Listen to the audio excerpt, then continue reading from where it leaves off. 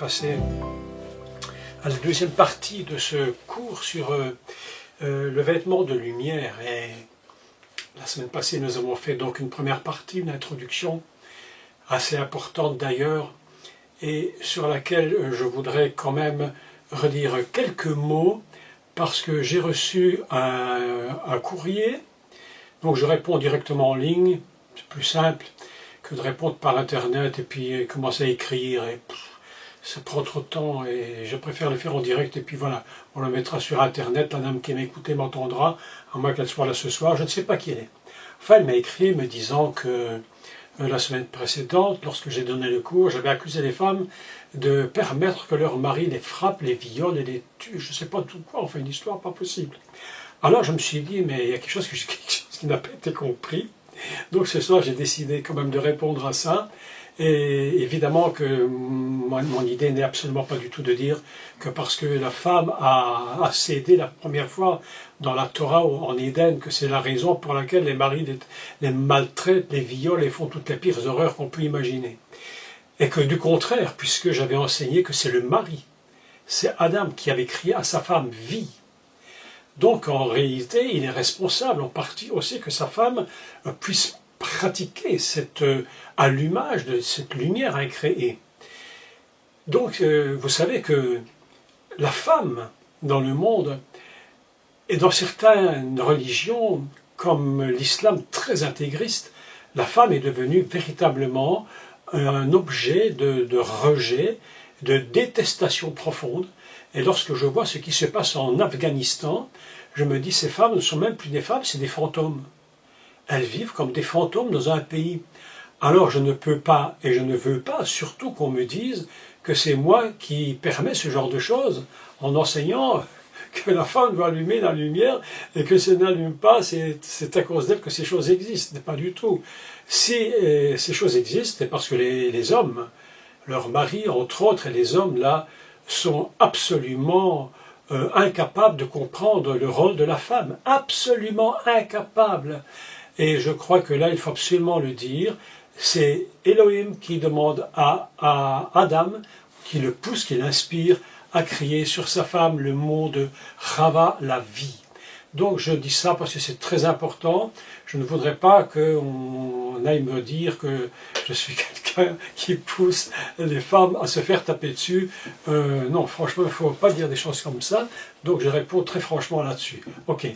Ceci dit, je rappelle donc que nous sommes toujours dans le vêtement de lumière et les vêtements dans l'ensemble de la pensée, je dirais, de la Torah.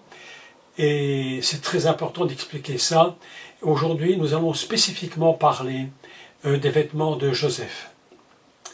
Il y a, je crois, je ne sais plus, 10, 12 ans, peut-être plus, je ne sais même plus, les années ont tellement passé vite que je ne me rappelle même plus du tout, quand j'avais donné ces cours sur les vêtements de Joseph.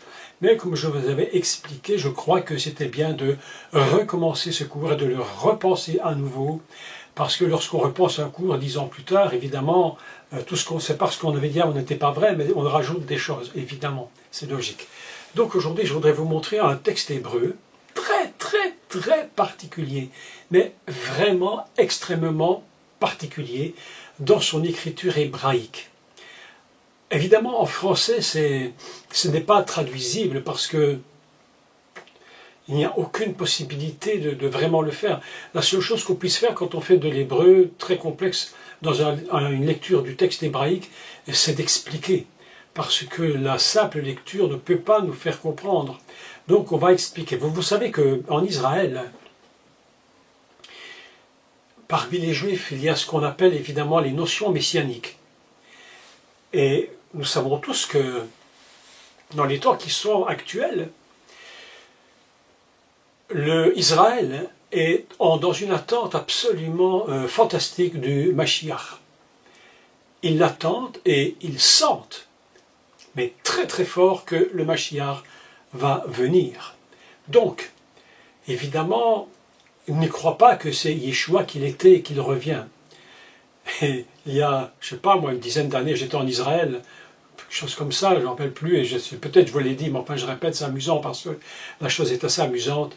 J'étais juste en face du Kotel, donc ce qu'on appelle le mur des lamentations, le Kotel, et un jeune homme est venu me voir, et il parlait français parfaitement, je ne sais pas qui c'était, pas du tout, puis il s'est approché de moi, il me parle, et je dis, bon, on fait la petite causette, et puis il me dit, voilà, tout simplement, est-ce que vous croyez que le Messie vient? Je dis, oui, oui, hein, donc je me rappelle plus ou moins. Et il me dit, vous savez ce qu'on va lui dire? Je lui dis non. Il me dit, qu'est-ce qu'on va lui dire? On va lui demander, est-ce que tu viens ou est-ce que tu reviens? Alors, est-ce que tu viens ou est-ce que tu reviens? Et je lui dis, ben oui, voilà l'histoire. C'est que nous attendons un Messie qui revient, et eux, ils attendent un Messie qui vient. Et ce Messie qui vient, évidemment, il a donc deux dimensions en Israël, tout du moins dans les sages de la Torah, et qu'il explique, et on va comprendre aujourd'hui quelque chose d'absolument extraordinaire concernant les vêtements de Joseph, c'est que les vêtements de Joseph portent la dimension messianique. Et cette dimension messianique, vous allez voir, elle est assez impressionnante. Et c'est pourquoi ils appellent Yosef, donc l'ajouté, ils l'appellent Mashiach ben Yosef, Messie fils de Joseph, parce qu'il y a quelque chose qui sort de lui. Et puis il y a Mashiach ben David, donc il y a ces deux mesures de messianité dans ces personnages.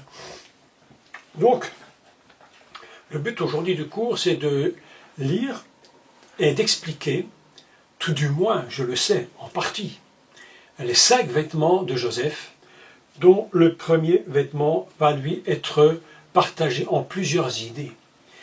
Ce vêtement est absolument extraordinaire et il contient des dimensions hébraïques absolument stupéfiantes. Je voudrais donc vous proposer de prendre votre Bible et nous allons lire ensemble l'histoire de notre Yosef, d'accord? Et on va la prendre au chapitre 37 du livre de Bereshit, s'il vous plaît.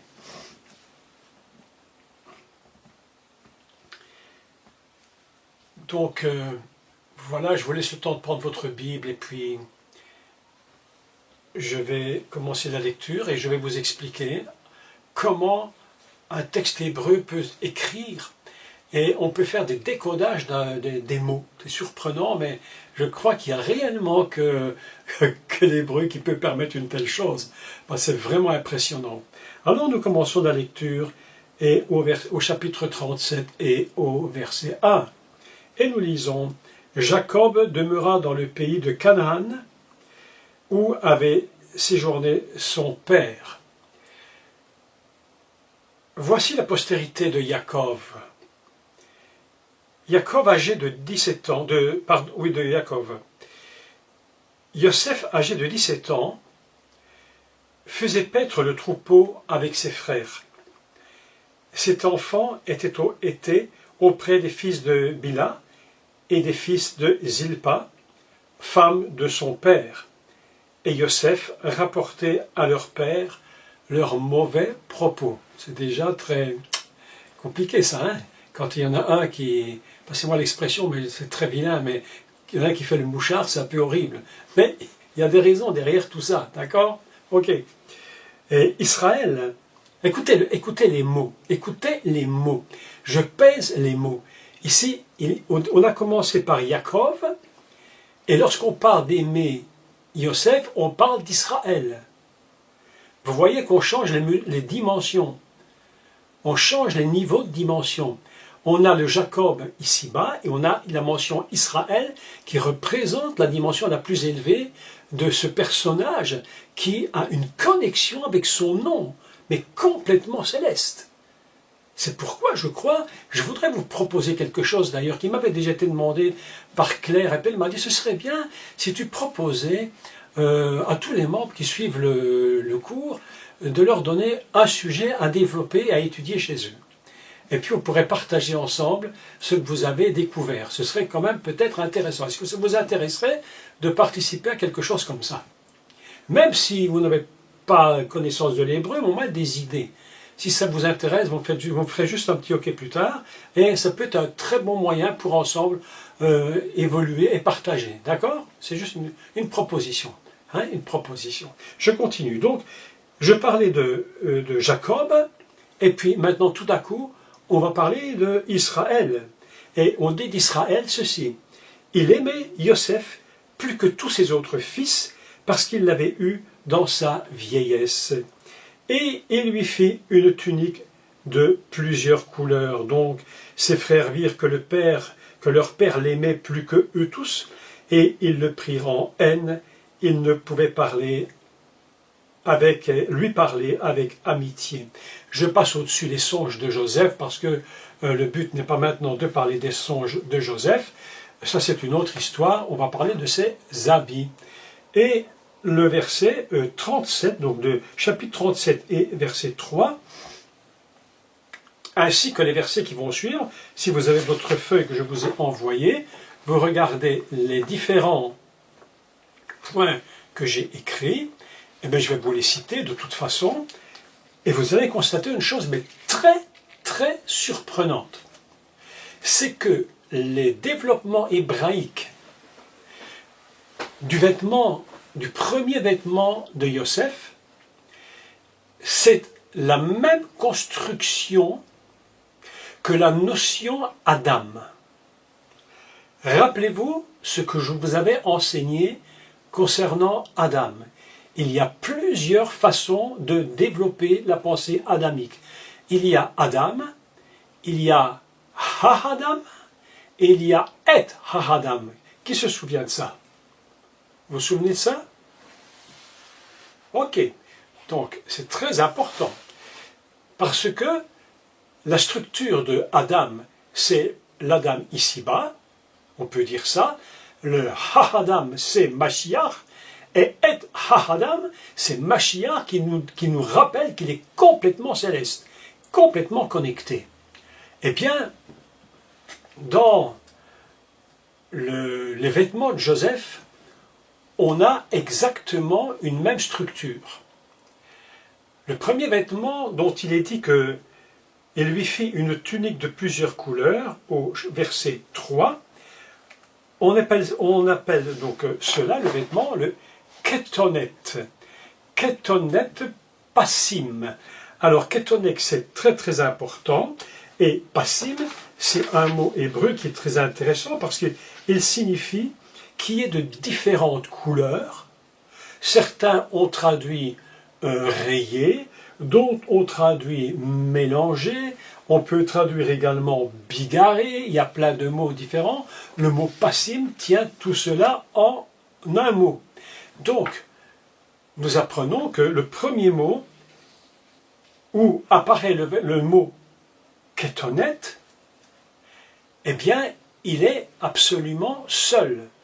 Ketonet passim, on ne rajoute pas de et avant, on ne rajoute pas de ha, ketonet, rien, il est comme le mot Adam. Il est ce vêtement qui est ici-bas et qui va représenter quelque chose ici.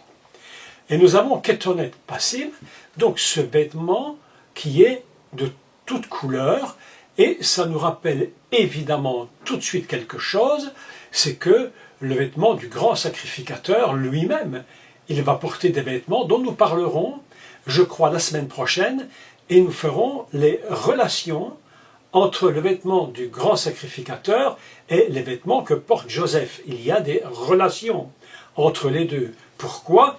Parce qu'il y a un thème qui est absolument important et que nous ne devons jamais oublier. La Torah est absolument une et indivisible. Tout est lié. C'est comme une immense trame, comme un immense, je dirais oui, une machine à tisser, un immense tissage où tous les fils se mélangent les uns dans les autres. Donc, nous ferons la relation. Et voilà que nous apprenons que son père l'aimait plus que tout. Et il s'agit d'Israël qui aime son fils plus que tout parce qu'il l'a eu dans sa vieillesse et il lui a fait quelque chose de tout à fait particulier, mais qui va devenir un problème, un véritable problème pour les autres.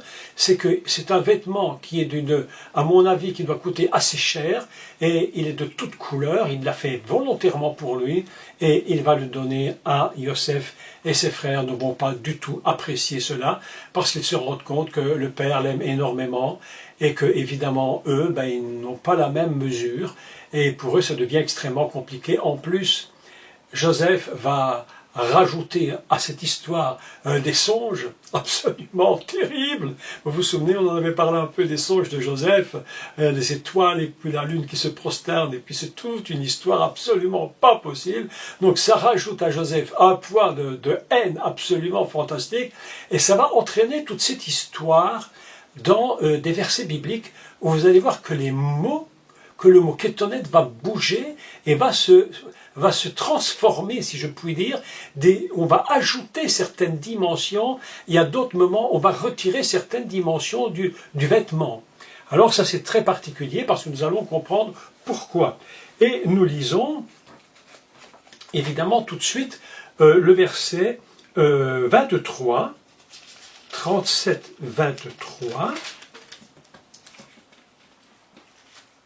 Voilà. Écoutez, ici, je rappelle que lorsqu'on fait un cours comme celui-ci, nous ne devons pas perdre l'idée centrale. D'accord? Le fil conducteur de notre étude de ce soir, c'est Mashiach ben Yosef. D'accord? On se rappelle, c'est l'idée centrale qui va traverser tout ce cours pour que nous comprenions de quoi il s'agit. Et nous lisons le verset 23, vous vous souvenez, donc Joseph va partir à la rencontre de ses frères, et puis évidemment, comme ses frères savent qu'il va raconter chez le père qu'il a une tenue qui est un peu meilleure, beaucoup meilleure que la leur, évidemment qu'il a des songes insupportables, ils disent maintenant c'est le moment de régler les comptes. Et voilà qu'on va lire le texte et on va voir ce qui va se produire. Et ce sera quelque chose de terrible. Lorsque Yosef, verset 23, chapitre 37, lorsque Yosef fut arrivé auprès de ses frères, ils le dépouillèrent de sa tunique. Ils vont lui enlever cette tunique de couleur. Ils vont lui enlever cette tunique. Et nous avons une idée très intéressante ici, c'est que Yosef, évidemment étant le fil conducteur Yosef, Mashiach ben Yosef, ils vont lui enlever cette dignité qu'il a. Il ne la supporte pas. Et c'est pourquoi le texte nous parle de kétonet, mais ici, on va dire, écoutez, le texte est un peu différent du premier. Regardez la différence. Le premier, il est écrit kétonet passim. Deuxième texte, il est écrit kétonet ha passim. Ça nous rappelle tout de suite l'idée adamique. Il y a Adam et il y a ha-Adam, qui est Mashiach. Et voilà que dans ce texte très surprenant, le deuxième texte nous rajoute un « et » devant le mot « passim » pour dire « kétonet ha-passim », c'est-à-dire que la dimension de couleur, la dimension de splendeur et de gloire, elle est la dimension fondamentalement messianique. Est-ce que vous me suivez bien? Je fais les relations entre les deux, Adam et Yosef. Et voilà que je constate qu'on dit kétonet, le vêtement ha-passim, et ils vont le dépouiller de ce vêtement qui est carrément la dimension messianique, parce qu'ils ne la supportent pas. En réalité, qu'est-ce que nous constatons? Nous sommes dans l'histoire de l'humanité. L'histoire de l'humanité ne supporte pas la dimension messianique. Et celui qui aime le Messie et qui veut s'attacher à lui et porter le vêtement messianique, le beau nom de Yeshua, eh bien, la Bible nous dit qu'il sera persécuté. Donc, le texte hébreu peut paraître tout à fait banal quand on le lit comme ça, et c'est un simple récit, mais la réalité, c'est que les mots hébreux s'ajoutent.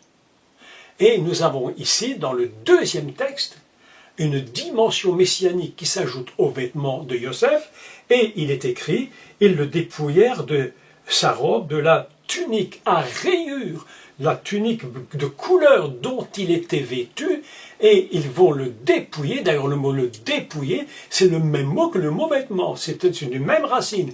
Ils vont enlever ce vêtement et faire disparaître cette notion messianique.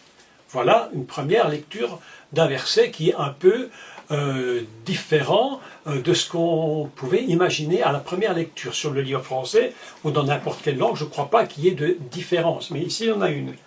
Et puis, nous allons maintenant, écoutez bien ceci, nous allons lire le verset 31.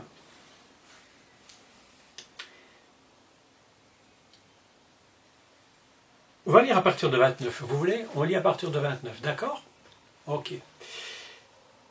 Réhouven, donc Ruben, Réhouven, revint à la citerne, et voici, Yosef n'était plus dans la citerne. Il déchira ses vêtements, retourna vers ses frères et dit, l'enfant n'y est plus, et moi où irai-je?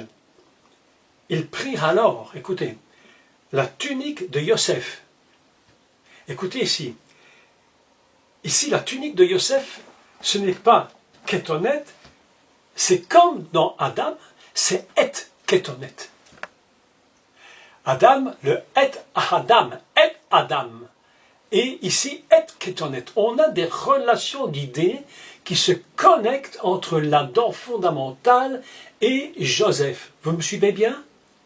Jusque-là, ça va? Vous me suivez? Ok? Je rappelle, c'est une ligne messianique. Hein? On suit la ligne messianique. Et il dit ici, ils prirent la robe de Yosef et Kétonet. Et on remarque ici, quelque chose vient de se produire. Ils ne veulent plus du Mashiach, mais il faut se débarrasser à tout prix de celui qui est connecté avec le ciel. Il faut s'en débarrasser. On ne peut plus le garder.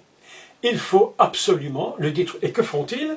Et ils disent, et ils prirent donc, et ils prirent son vêtement, et ils trempèrent la robe, écoutez, c'est intéressant, dans le sang.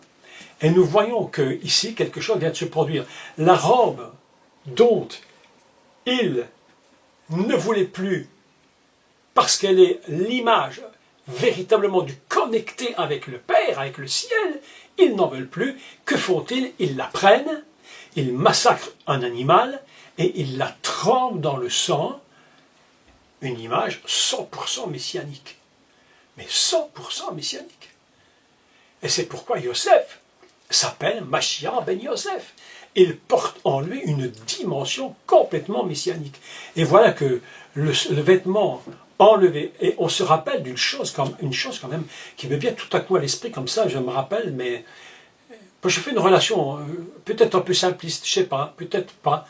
Vous vous rappelez que lorsque Yeshua est mort sur la croix, ils ont enlevé son vêtement, ils se sont partagés, ils ne voulaient plus, ils ne pouvaient pas le garder. Il y a quelque chose. C'était un vêtement d'une seule pièce qu'il possédait, le Mashiach. Yeshua, vêtement de valeur. Ils l'ont pris et ils l'ont partagé.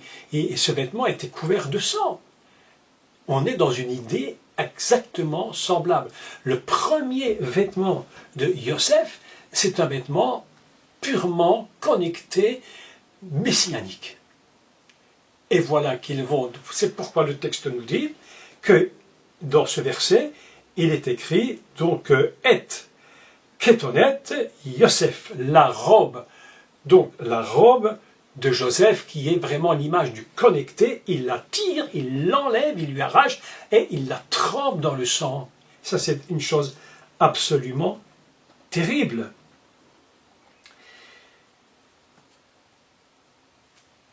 Je voudrais, on a lu le verset 23, je crois qu'on a lu le 23, oui on a lu le 23, on a lu maintenant le 31, et nous continuons la lecture, et nous passons au verset 33.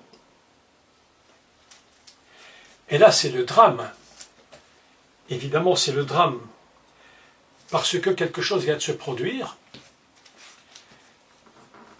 ils vont voir le Père, et ils vont voir Jacob. On lit le verset 33, donc verset 32 même. Ils envoyèrent à leur père la tunique de... Écoutez les mots. Hein. Les mots, c'est très important. Il faut peser tous les mots. Ce n'est pas une lecture basique. C'est des mots pesés dans la balance de Dieu. Verset 31. Ils prirent alors la tunique de Yosef, et ayant tué un bouc, ils plongèrent la tunique dans le sang.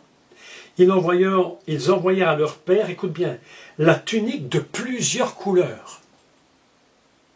Ils envoyèrent à leur père la tunique de plusieurs couleurs. Autrement dit, il faut que le père soit au courant que ce qui vient de se produire est quelque chose de terrible. Celui qui possède la gloire va mourir, il est mort. Le vêtement est en train de parler.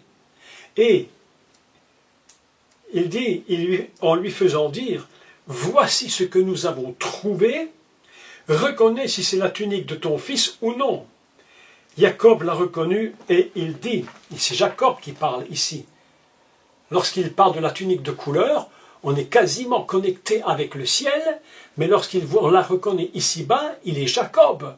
Vous voyez, les dimensions sont différentes. Il y a l'homme qui est connecté Israël, l'homme qui est connecté ici-bas Yosef, et il reconnut et s'écria, la tunique de mon fils, c'est elle, c'est bien la tunique de mon fils. Et là, il n'y a qu'étonnette, le mot revient comme au départ. Il n'y a plus de ha kétonet, il n'y a plus de ré, il n'y a plus de et. Le mot est tout simplement kétonet.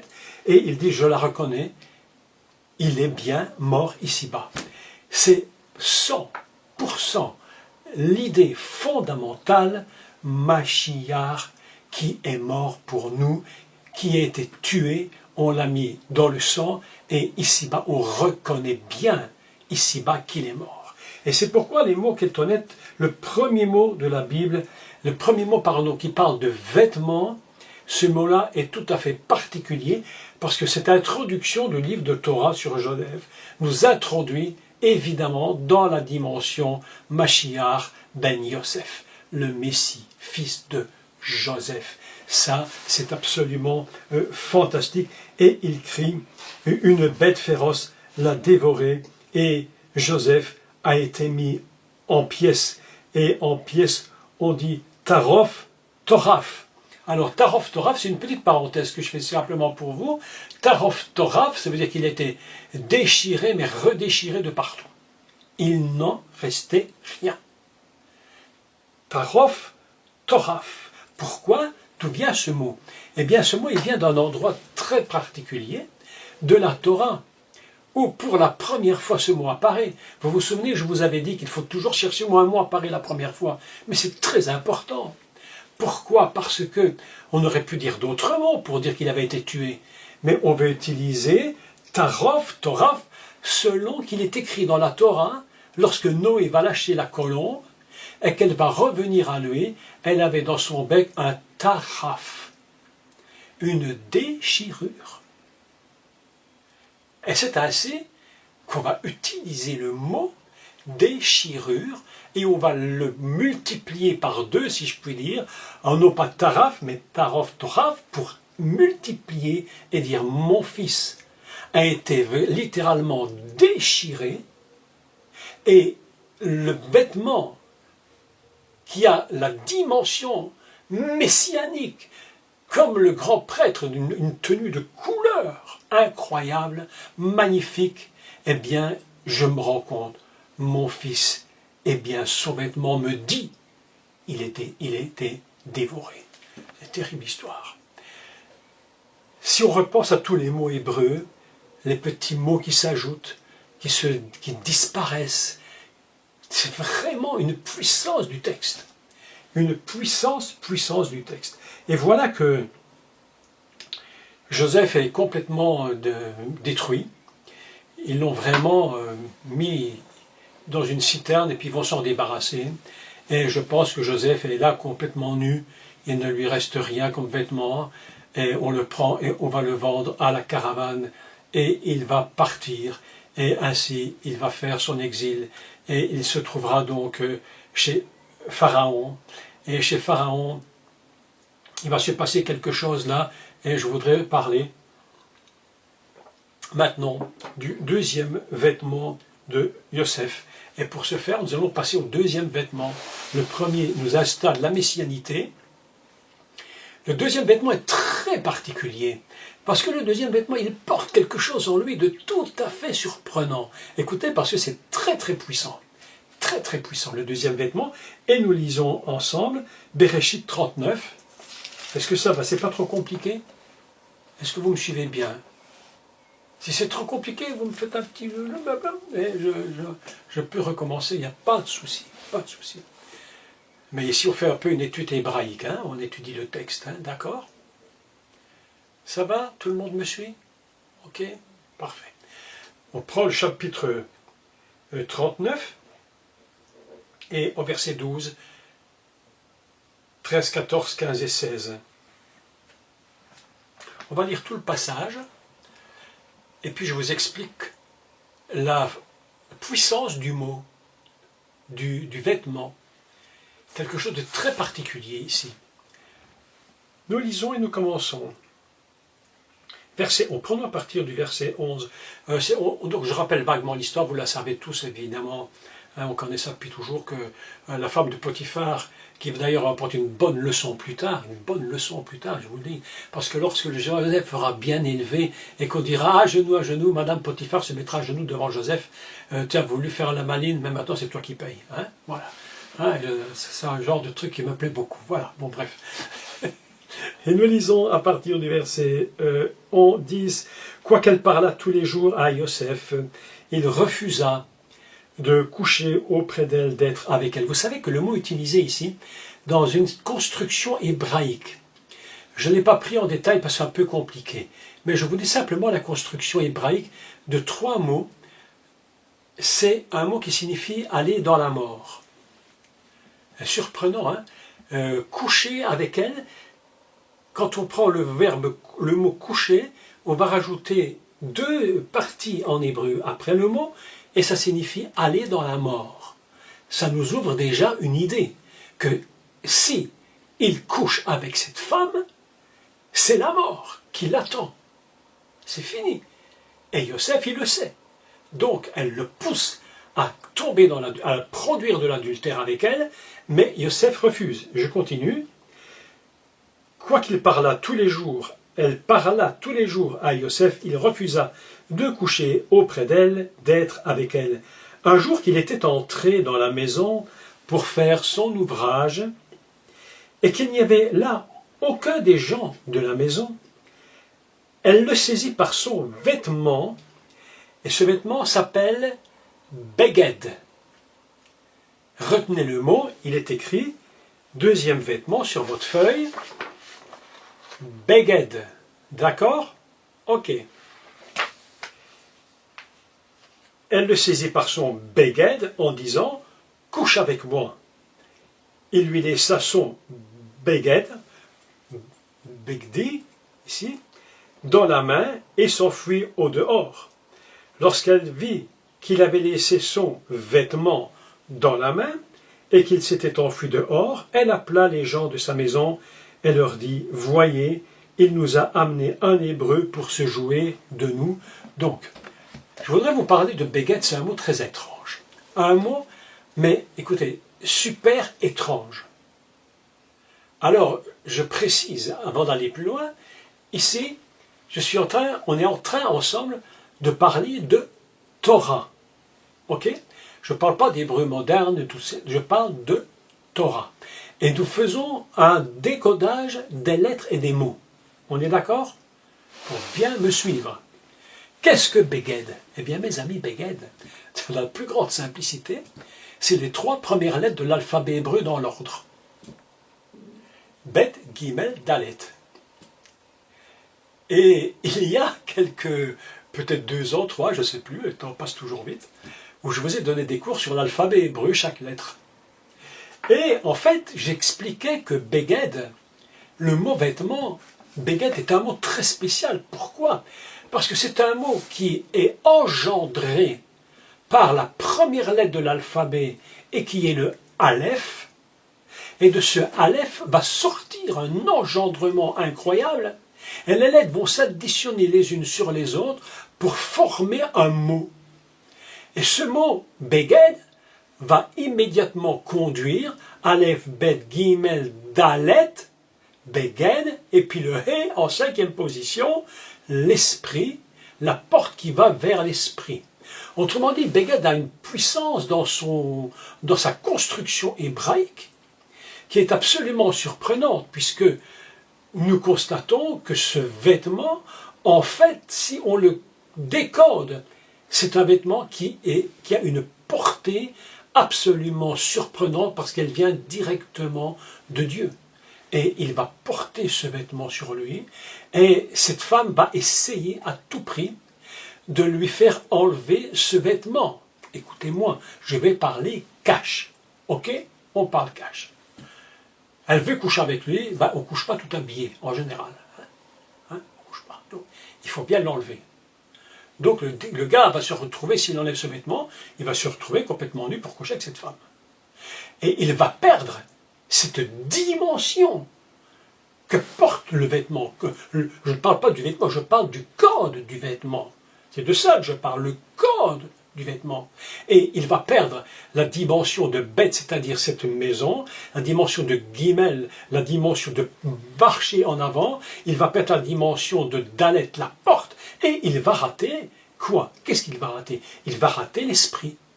Le hé, la lettre de l'esprit. Tu te débarrasses de ce vêtement, et elle fait tout pour qu'il enlève ce vêtement, et voyant qu'il ne peut pas résister, elle l'attrape par le vêtement, lui, il se sauve, il le perd, il court, elle le garde, elle l'accuse. C'est pourquoi le mot béguet est un mot extrêmement intéressant. Et vous allez voir que cette dimension béged, elle va se retrouver plus tard dans l'histoire de Yosef.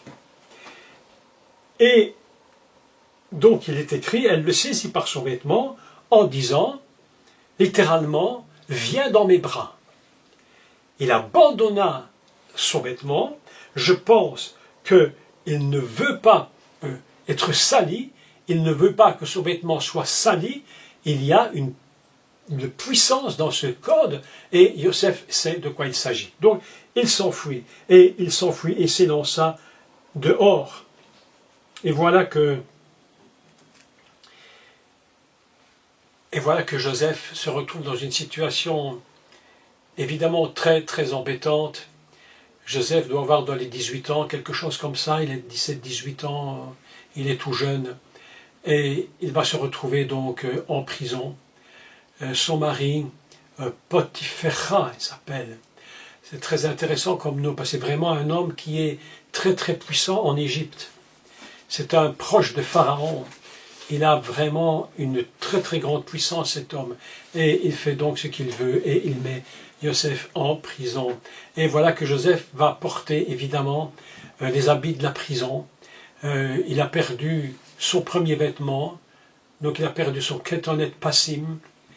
Il a perdu maintenant le beged, il perd ce vêtement, et il se retrouve enfermé dans une prison pendant peut-être 3 ans, 4 ans, peut-être plus, je ne sais pas, des années, tout du moins des années. Et Yosef est là dans un système où le vêtement est en train de lui dire, écoute, ici on a l'impression que tout est fini et que tout est perdu. Mais vous vous souvenez comment Dieu gère les choses. Et nous devons apprendre comment Dieu gère, parce que sa façon de gérer, je vous assure, il n'y a que lui qui sait faire ça. Il n'y a que lui qui peut... Parce que vous savez pourquoi Dieu fait ça? Vous savez pourquoi? Parce que Dieu voit à long terme. Il voit ce que nous ne voyons pas. Nous marchons dans le temps, mais lui marche au-delà du temps.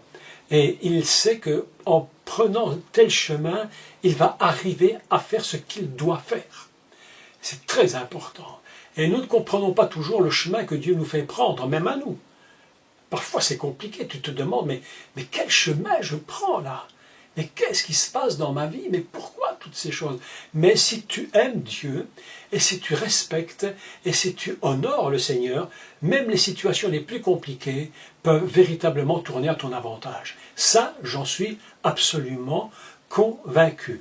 Et je parle, j'allais dire, très religieusement à des convertis, parce que je sais qu'on est tous passés par ce genre de situation, vous comme moi, en se demandant mais qu'est-ce qui nous arrive? Et en finalité, eh bien Dieu savait pourquoi, et que dans telle situation, telle chose se produirait. Et je crois que ça doit vraiment nous encourager. Donc, ici maintenant, quelque chose va se produire. Et il porte donc des vêtements de prisonnier. Vous imaginez un peu la situation. Tu viens d'un vêtement qui est un vêtement de gloire messianique. Tu refuses de tomber dans le péché et tu perds à cause de ça un vêtement qui est un vêtement qui vient directement du ciel et qui te conduit vers les choses de l'esprit, et tu te retrouves avec un vêtement de prisonnier. Mais voilà, comme vous connaissez l'histoire parfaitement, ces deux, le panetier et puis les chansons du pharaon se retrouvent en prison, vous savez, franchement, il fallait quand même que ça arrive, cette histoire. Hein. Il fallait que ça arrive. C'est absolument incroyable. Quand on le lit, ça paraît tellement basique. Mais en réalité, c'est vraiment toute une construction divine. Dieu a construit un système pour arriver à ce qu'il veut faire. Alors, moi, ça m'encourage.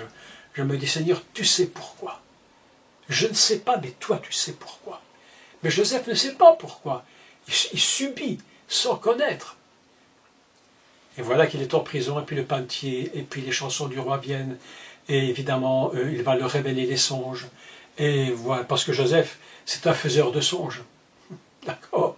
Ses frères disaient, voilà le faiseur de songes qui arrive. Et donc la vision va s'accomplir, et les années passent, 2 années passent. Et Joseph avait dit à les chansons du roi, du pharaon, il lui avait dit, souviens-toi de moi quand tu seras auprès du pharaon. Mais vous savez, les bonnes résolutions sont là, mais la mémoire est courte. Et voilà que 2 années passent et les chansons ont complètement oublié cette histoire. Et puis voilà que Pharaon a des songes, il ne peut pas les expliquer, personne ne lui explique. Et les chansons se trouvent là. Et il rappelle au Pharaon sa faute, il lui dit, écoutez, voilà, je vous rappelle la faute et comment ça s'était produit. Et il y a en bas, il y a là en prison un jeune homme que j'ai rencontré qui explique les songes. Et là se produit ce que j'appelle le 3e vêtement. Yosef va être revêtu d'un 3e vêtement. Et vous avez remarqué dans ce texte qu'en français on dit toujours les vêtements, mais qu'à chaque fois en hébreu c'est un autre mot. Alors le 3e vêtement s'appelle Simla. Simla. Et Simla, c'est un mot absolument extraordinaire. Parce que la racine, Simlot, on va dire, il tire ses vêtements, donc je prends le texte où il est où ici, attendez, il changea de vêtements, Simlotahav, au pluriel, Simlotahav, ses vêtements, il va se raser, donc vous imaginez, après 3-4 ans de prison, la tête qu'il va avoir, le brave Joseph, et puis voilà quoi, il va se raser, parce que quand même, il se présente devant Pharaon, et puis ils vont lui changer ses vêtements. Et il va porter ce qu'on appelle Simla. Et Simla, je me suis posé la question, je me suis dit, mais pourquoi fallait-il changer de nom dans ce texte? Pourquoi fallait-il le revêtir d'autre chose? Pourquoi fallait-il lui mettre quelque chose de spécial? Pourquoi est-ce qu'on n'a pas gardé le premier mot ou le second? Pourquoi on utilise le 3e mot? Et voilà qu'ils vont prendre ses vêtements, il se rasa et changea de Simla racine, valeur numérique 375. Et 375, c'est quoi? On en avait déjà parlé. 375, c'est Mashiach. Il est Messie. Zé Mashiach, c'est le Messie. 375. Waouh! Vous imaginez que la dimension Yosef que Mashiach ben Yosef est en train de se mettre en place. Voilà que maintenant Yosef se trouve revêtu de vêtements. Il se rase, il va revêtir le simla, et il devient subitement devant Pharaon, on va le conduire. Pharaon ne le sait pas, mais il porte carrément la dimension messianique. C'est tellement incroyable, tellement invraisemblable, que lorsque Yosef va retrouver son père plus tard, il y aura une rencontre entre Israël et Yosef. Et c'est là que le père va déclarer cette chose absolument fabuleuse. Il va dire, maintenant que je t'ai vu, je peux mourir. Vous vous souvenez de cette phrase incroyable, absolument incroyable. Et que je peux mourir, c'est la même valeur que Yaakov. Il rencontre Mashiach, il rencontre la dimension messianique du salut. Et il dit, mais maintenant que je t'ai vu, mais je peux mourir. Israël va vivre. Pourquoi? Parce qu'il y a une suite dans tous ces changements d'habits. Il commence par Ketonet Passim, il passe par Beged, il se revêt de Simla, et Simla, c'est le Mashiach. C'est porter la nature du Mashiach. Mes amis, si ça, c'est pas des vêtements absolument, mais impressionnants, mais absolument impressionnants. Et voilà qu'il va devant Pharaon,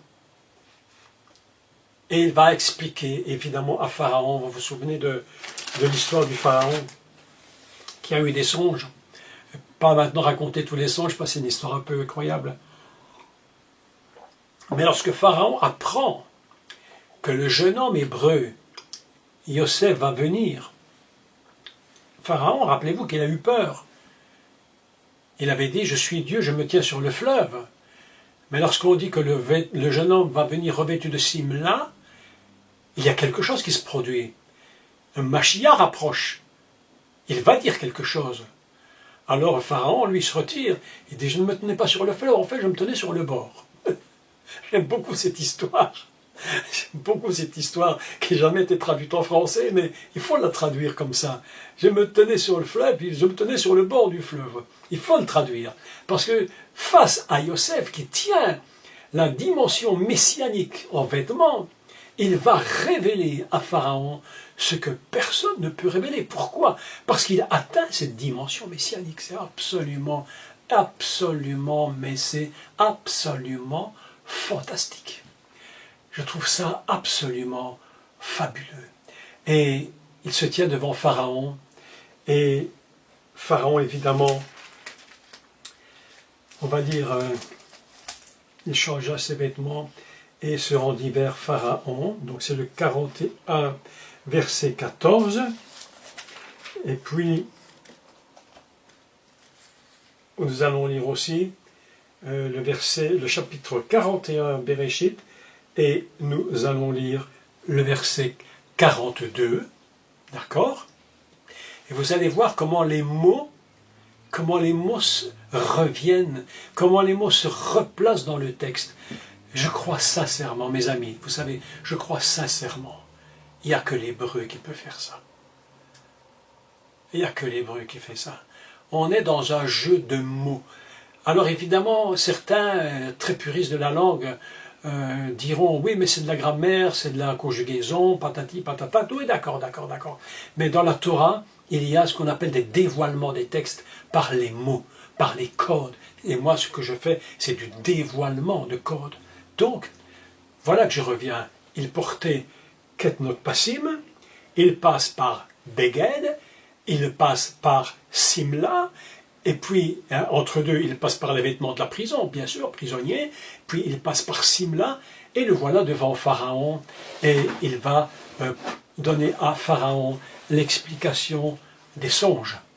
Et Pharaon est complètement stupéfait, et nous lisons le verset 42, d'accord? Nous lisons. Lisons 40, j'aime beaucoup lire à partir de 40, il faut lire juste un peu avant parce que le texte est tellement, mais c'est tellement magnifique, ce texte magnifique. Je t'établis sur ma maison et tout mon peuple, Madame Potiphar compris, t'obéira. Ah, mes amis, quand Dieu dit que tes ennemis seront à tes pieds, je te dis qu'ils seront à tes pieds. Hein. Si Dieu l'a dit, il l'a dit. Hein. Le trône seul m'élèvera au-dessus de toi. Pharaon dit à Yosef, vois, je te donne le commandement de toute l'Égypte. Je ne sais pas si tu imagines la grandeur du pays, hein, de toute l'Égypte. Pharaon, écoutez ça, mais c'est d'une force. Pharaon ôta son anneau de la main et le mit à la main de Yosef.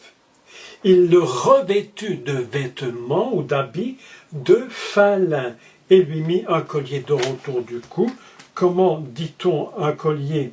Le quatrième vêtement s'appelle le vêtement de fin lin. On appelle ça Bigdei shesh. C'est le mot beged, le vêtement, qu'on réutilise et on rajoute shesh. Donc c'est un vêtement beged, celui qu'il avait perdu lorsqu'on l'avait menti sur lui. Il récupère ce mot et on va rajouter shesh. C'est quoi shesh? Tout le monde le sait ici. On l'a dit tellement de fois. C'est le phalin. C'est Adam. C'est lui. C'est le grand sacrificateur. C'est le vêtement du grand prêtre. Il est en shesh. Et voilà qu'il part des vêtements de couleur. Il passe, je dirais, par une nudité complète puisqu'on lui enlève son vêtement. Il rentre dans un vêtement qui est beged.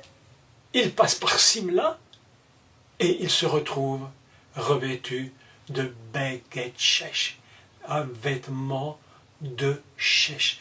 Et là, il reconnecte d'une façon mais impressionnante avec cette dimension de ce vêtement qui touche complètement le ciel, qui est une résurgence totale du ciel.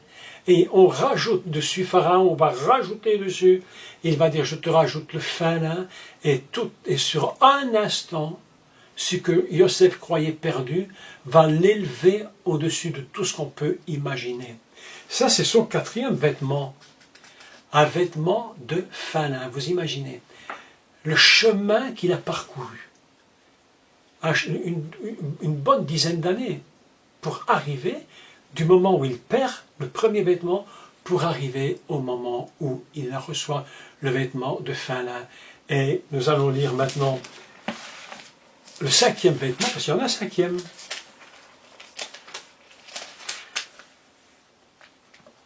Alors, on va lire le texte.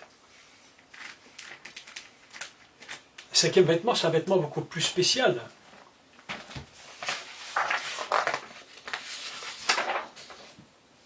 Écoutez, le cinquième vêtement, il est absolument, mais là c'est vraiment, mais pas possible. On se dit, mais qu'est-ce que c'est que cette histoire? Le cinquième vêtement, je le lis avec vous, d'accord? Et nous prenons le dernier chapitre de Bereshit, donc le chapitre 50, d'accord? Écoutez bien ici, parce que c'est vraiment, absolument, mais ici, on est, j'allais dire, dans la stupeur totale de ce qui est écrit. Je parle ici de la dimension Mashiach ben Yosef. D'accord? Il porte cette dimension et il va se produire quelque chose. Et nous lisons à partir du verset 22. Yosef demeura en Égypte, lui et la maison de son père. Il vécut 110 ans. Yosef vit les fils d'Éphraïm jusqu'à la 3e génération, et les fils de Makir, fils de Manassé, naquirent sur ses genoux. Yosef dit à ses frères, « Je vais mourir, mais Dieu vous visitera, et il vous fera remonter de ce pays-ci dans le pays qu'il a juré de donner à Abraham, à Isaac et à Yaakov. » Joseph fit jurer les fils d'Israël en disant, « Dieu vous visitera et vous ferez remonter mes eaux loin d'ici. » Joseph mourut, âgé de 110 ans. On l'embauma et on le mit dans un cercueil en Égypte. Très intéressant texte. Dernier vêtement de Joseph, c'est celui que personne ne voudrait mais qu'on n'a pas le choix. Il a été embaumé. Alors, le mot embaumé, chanot. Chanot, c'est embaumé. Ils l'ont embaumé, mais il est Mashiach ben Yosef. Donc ce qu'il porte maintenant a une dimension spéciale pour lui. Ça nous amène à quelque chose de particulier. Et chanot, valeur 67, c'est égal à Obé, Vehaya, Veyabo, qui veut dire celui qui était, qui est et qui vient. Waouh! Et voilà que nous apprenons que même dans la catastrophe qu'on pourrait appeler une catastrophe finale, il meurt et puis c'est fini, on n'en parle plus. Non, pas du tout. Il va être mis dans un cercueil et son vêtement qu'il porte à l'intérieur, il dit ceci: je suis celui qui était, qui est et qui vient. Et ça nous rappelle immédiatement les derniers versets de l'Apocalypse. Celui qui était, qui est et qui vient. Et il va rester dans ce sarcophage pendant bien longtemps. Et il va se produire quelque chose de formidable concernant Joseph et son corps embaumé. Pourquoi il l'emmène embaumé? Parce qu'il y a une dimension qui doit se produire pendant le voyage et en Israël. Pendant la sortie d'Égypte, remarquez quelque chose de très intéressant. J'en avais parlé il y a de nombreuses années, mais je redis ceci. Rappelez-vous que Joseph a donné des ordres. Il a dit: vous prendrez mes os et vous les emmènerez loin dans la terre des pères. Vous savez, on l'a lu. Donc, Joseph, il est dans un sarcophage, un Égyptien. Il est embaumé. Remarquez ce qui se produit à la sortie d'Égypte. Le peuple sort, il se passe plein de choses compliquées. Il traverse la mer Rouge. Jusque-là, on ne sait rien de Joseph. On n'en a même pas dit un mot. Donc, est-ce que Moïse l'aurait oublié? Non. À quel moment parle-t-on du cercueil de Joseph? Eh bien, mes amis, après la mer Rouge. Il est écrit après la sortie de la mer Rouge, et Moïse emmena les os de Joseph. Pourquoi c'est écrit après et pas avant? Mais je vais vous dire pourquoi. Tout simplement parce que, s'il l'avait dit avant, probablement qu'on se serait opposé à reprendre les os de Joseph. Parce qu'on ne viole pas une tombe de Pharaon ou d'un grand vizir ou de qui vous voyez en Égypte, comme ça en disant: tiens, je vais chercher le mort et je l'emmène. Ça ne se fait pas. Donc je suppose que ça a dû se faire dans le secret, d'une façon très particulière. Il sort avec le peuple, on n'en parle pas, il traverse la mer Rouge, parce que Joseph traverse la mer Rouge. On a porté son sarcophage, il traverse. On n'en parle toujours pas. Mais lorsqu'il est sorti de la mer, lorsqu'il passe de l'autre côté, alors la Torah nous enseigne, et on avait emmené, Moïse avait pris les os de Joseph. Mes amis, et ce qui est fabuleux dans cette histoire, c'est que les os de Joseph, embaumés, complètement enfermés dans ce « j'étais, je suis et je viens », et il est en Israël aujourd'hui. La tombe de Joseph est en Israël aujourd'hui. Elle est en Samarie. Et c'est là que le Mashiach Yeshua a révélé qu'il était, lui, le Messie, tout près des os de Joseph. C'est pas par hasard. C'est pas par hasard. C'est du calcul sur mesure. Tout est calculé, tout est parfaitement mis en place.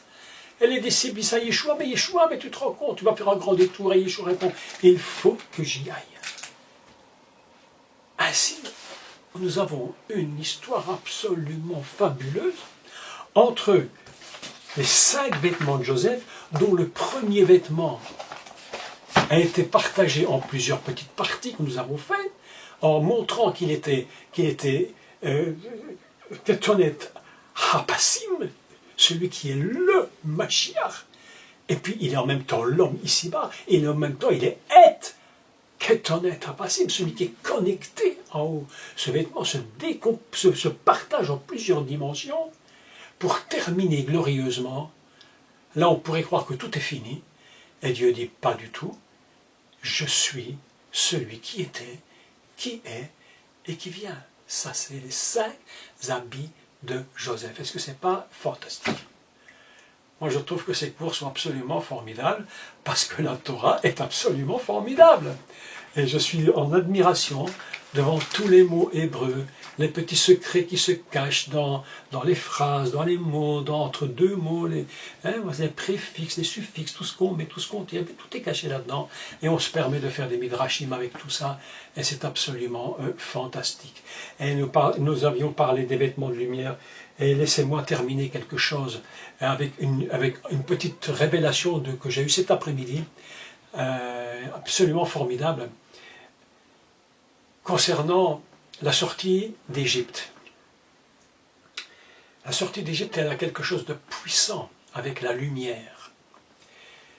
Le mot or a une valeur de 207. Et 207, c'est le mot lumière.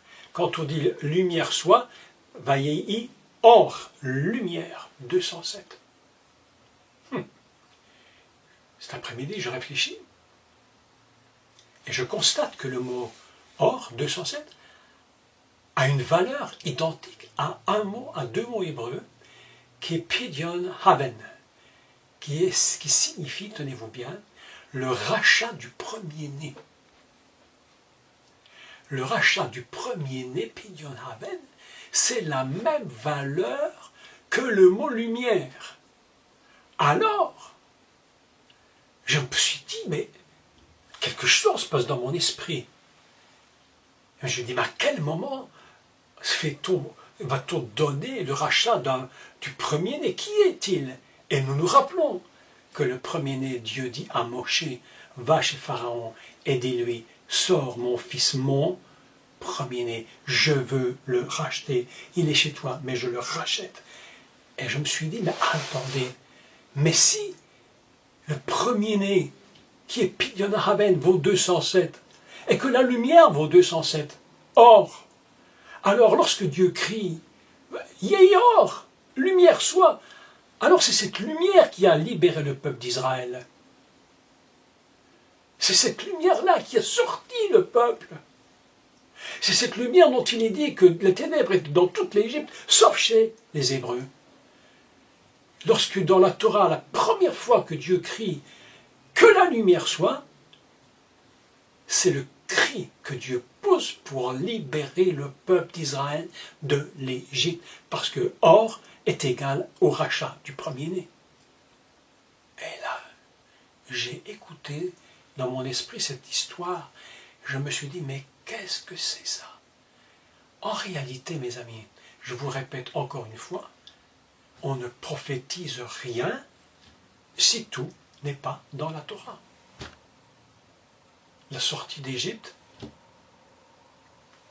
c'est la Torah. C'est la première fois que Dieu parle de la lumière, c'est la sortie d'Égypte.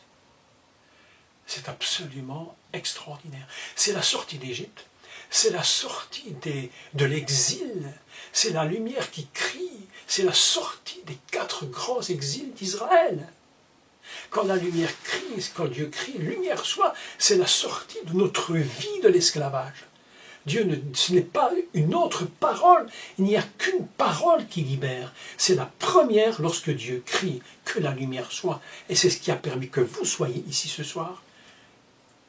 Lorsque Dieu crie dans l'univers et qu'il allume la menorah céleste gigantesque, infinie, depuis des semaines passées, j'ai dans mon esprit tout le temps cette pensée qui me poursuit constamment. Je voudrais que ce soit comme ça aussi pour vous. Cette pensée constante qui me dit, tu es connecté avec la lumière infinie. Tu es connecté à la menorah céleste. Reste avec moi là-haut, connecte-toi, reste connecté là-haut. C'est la prière que je fais. Vraiment, parce qu'il y a quelque chose de spécial. C'est pas simplement je prie, mais non, et bien sûr. Mais c'est plus que ça, c'est prier, mais connecté dans la menorah céleste infinie, allumée par Dieu lui-même dans un Shabbat incroyable. Et ce Shabbat incroyable, c'est la libération du peuple d'Israël. Bientôt, mes amis, cette parole qui a dit « Lumière soit » va s'accomplir sous nos yeux. Et nous allons voir très bientôt le peuple d'Israël trouver définitivement la paix, parce que le Mashiach va venir. Est-ce que vous croyez ces choses? En tout cas, je le crois de tout mon cœur. Je voudrais qu'on prie, mais alors on ne va pas prier comme d'habitude, évidemment. On ne va pas prier comme d'habitude. On va se connecter, on va se laisser imprégner complètement dans la menorah gigantesque, éternelle, celle que Dieu lui-même a allumée. Et nous disons, Père éternel, Créateur du ciel et de la terre, Maître de l'univers, Maître de la terre, tes enfants ici ce soir, moi-même, sommes portés, submergés par cette lumière que tu as toi-même éclairée. Nous sommes à la fois dans la temporalité, mais en même temps nous vivons complètement dans cette éternité, baignés d'une lumière que nous ne pouvons même pas imaginer.